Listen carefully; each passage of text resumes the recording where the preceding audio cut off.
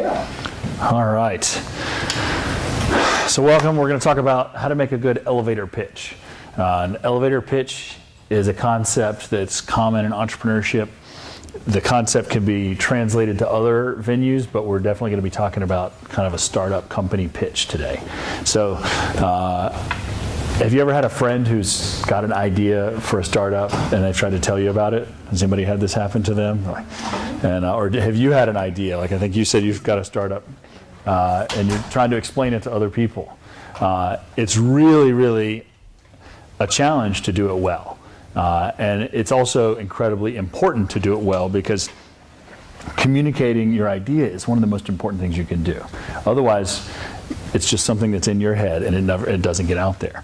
So often a pitch is designed to achieve a specific goal.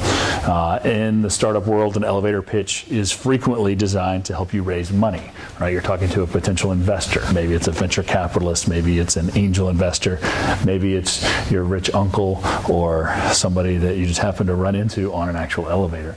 The original concept was, you end up on the elevator next to the person who can really help you, and you have just a very short time to actually make your pitch. Now, most of us don't get on elevators that last a ride that's more than just a few seconds, right? So the concept might have originated when either elevators were a lot slower or maybe on these really tall buildings in Manhattan or something like that. But the concepts of a rocket pitch or elevator pitch are still the same.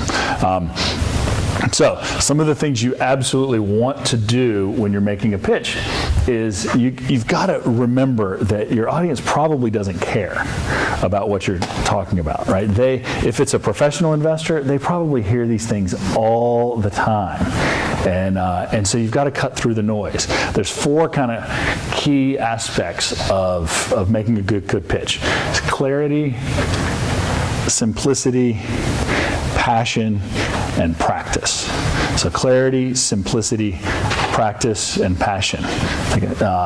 And clarity is, it's really common for somebody who has a business idea to be so in love with their business idea. And it can be really complex, and they want to tell you all about it. I'm going to tell you about this feature and that feature and all that. And by the time they do all that, it's no longer clear what exactly they're trying to do. And that relates to simplicity. Imagine that you're explaining this to your 5-year-old nephew or to one of your parents or grandparents. They're not going to necessarily understand the complexities of an app or the technology or this or that. You've got to figure out, how do I make this really simple so anybody can hear it? Some studies show the average adult has an attention span of about 8 seconds. So it can tune out pretty quickly if you don't catch their attention. So making sure it's clear and simple are important. Now, making sure you make your case with passion is also important. And in the startup world, if you don't really care about what you're doing, if you don't love this, if you don't believe in it really strongly, then nobody else is going to believe in it either. So you have to bring passion to your case. And then the fourth element was practice. Obviously, the more you practice, the better you get. I think that's the reason to have these kind of sessions and have videotape as well. So those were kind of four tips, things you need to bring to your pitch. But I've also listed here 6 elements. These are 6 things that should go into your pitch. So when you make a pitch, you can go in this order. You can mix them up if you have a good reason to, but this is a good way to do it. And I'll talk about each of these. So the first one here is the hook. I mentioned the 8 seconds of attention span, right? If you don't get somebody's attention with a hook early on, it's going to be hard to regain their attention. They might be sitting there looking at you and nodding their head, but their mind has gone elsewhere, which may be the case with some of you right now. We'll see. So a good hook can be a story or a fact or a statistic or a connection of some sort. For instance, we had a student who won one of our pitch competitions a couple of years ago. His hook was, hi, my name is Spencer. 3 years ago, my best friend killed himself. Right? Like your head just popped up. Everybody's attention is rapt, right? I mean, I don't know. I still get chills and this was a true story, right? And he says, so my best friend had some issues, and he posted on social media some warning signs. Nobody caught them. He says, if I knew what he had posted early enough, I would have called him, I would have reached out, and maybe I could have made a difference and stopped him from committing suicide. So that's the hook. That's also the problem. He says, I didn't know soon enough that this person was sending out these warning signs. So I have developed a solution that is a monitor for social media that will collect early warning signs and alert loved ones that something's going on so we can try to intervene. We're going to make money off of this, so I'm getting into the different pieces here. It says we've tried this out. Thousands of people have signed up. They're using it now. It's working. Wait a minute. I forgot something here. All right. So traction and business model.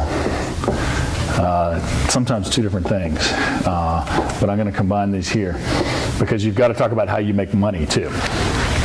So we're going to make money by XYZ, and here's the team, here's why we're important, and here's why we have the credibility and the ability to make this successful. And you've got to have an ask. So the finale is, I'm looking for $100,000 to get this program off the ground. Or I'd love to come meet with you next week to talk more about opportunities. Or I'm looking for customers. Would you be willing to sign up and test out our product? Or I'm looking for a team member. Would you like to join the team and help me build my vision? So if you don't have an ask at the end, then you might give a great presentation, but there's absolutely no result from it. People might leave thinking, oh, that was interesting, but they're not actually going to do something. So I did just kind of run through all of these partially with that one example. Let me talk a little bit more about each of these. So we talked about the hook. The problem. Do you guys know why you lead with the problem? Yes? So you can solve it the next number 3. Well, that is true. This is a very common mistake that entrepreneurs make, is that they lead with a solution. They want to say, here's my idea. I want to do X. I'm going to build an app that's going to do this and that and this and that. But the listener, the audience, does not have the context to understand why that's relevant. The context is provided by the problem. If you as an entrepreneur are not solving a real problem that's important enough, then it's just noise, right? There's plenty of kind of Me Too solutions or maybe incremental difference. If you're not making an important difference, if you're not solving a real problem, then your company's probably not going to be successful. And so if you define the problem really well and your audience understands what the problem is, you might not even have a solution yet. Or your solution becomes less important. It's because in the real world of startups, things change, right? Your solution probably changes once you talk to customers and begin building things. Almost every successful company started out with one idea that became something else. Maybe it's slightly different, or maybe it's very different. So the actual solution kind of evolves over time. But if you identify a good, real problem, then people are going to pay attention. And a good problem is something that is causing pain for people. Now, it might be physical pain, but it doesn't have to be physical pain. It's something that is really what we call a migraine problem. It's not just a minor headache. People have a minor headache. They would love to get an aspirin. They, might be inconvenient. But they're not going to change their daily life to solve that problem. But if you have a migraine, you are looking for any solution you can possibly find. So look for migraine problems, something that is really, really hard to solve. People haven't solved it yet, and they really want to. So that's so if you can identify a problem that your audience can relate to and understand, and you can help them relate to it and understand it, then they're going to pay more attention to whatever else you say next. So common mistake is leading with, I've got an idea, I want to tell you all about it. And you often go into the solutions and the features and all these things that are less important. And when you talk about your solution, you want to be as concise as possible. I just mentioned that people like to talk about features. So you can say, I've got an app. It's going to help people get coffee delivered to their office. And it's going to have this cool logo. And here's the name of my company. And it's going to work like this and that. And they get into all these details, many of which may not be that relevant. And if your audience, if your listener hasn't really bought into the core if they haven't bought into the problem and then the basics of your solution, the most simple thing, then the rest of it doesn't really matter. It sounds like noise. And entrepreneurs are very guilty of this because they just want to tell you all about all these things I've been thinking of. And instead of focusing on what is the actual unique solution, what am I doing this different than others? Question? Yeah, quick question. So if you have the idea that's probably not a migraine problem, but some people want to start business to make things easier for people. So that's not really, it's not a problem, but we're in a generation where everything is much easier, more convenient, and more access. Well, that can still be a migraine problem. It just depends on how important it is that people, so there's a whole process for figuring out if it's a good idea or not. And we don't have a lot of time to talk about that here tonight, but the key thing is if you talk to a lot of people and say, what problems are you dealing with? If you identify your core customer, and maybe it's somebody who works in this kind of an industry and does X, Y, Z, if you start talking to them and saying, what problems do you run into on a daily basis? If they don't identify the problem that you're trying to solve, then it's probably not a migraine problem. So instead of going to somebody and saying, here's what I want to solve, what do you think? They're going to say nice things, if you, especially if it's your friend. But even if it's not your friend, if you go to people and say, here's the problem, here's what I'm working on, does this sound nice to you? You're like, oh yeah, that's interesting. But if you go and I say, what do you deal with on a daily basis that you wish you could solve? If you mention the problem that I think you have, then I learned, okay, I was on the right track.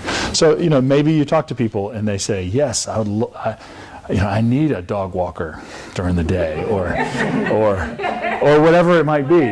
I mean, that might be legitimate. We've had people work on businesses like that. But the thing is, entrepreneurs, startups are so difficult to make work. And if the problem you're trying to solve is only a marginal impact on people's lives, then it's hard to get their attention and it's hard to get their money. So that's the core of any of this, is you're trying to get somebody to do something different today than they would have done yesterday. And that's usually buying something or signing up for something. And the easiest thing to do is to keep doing whatever you're doing.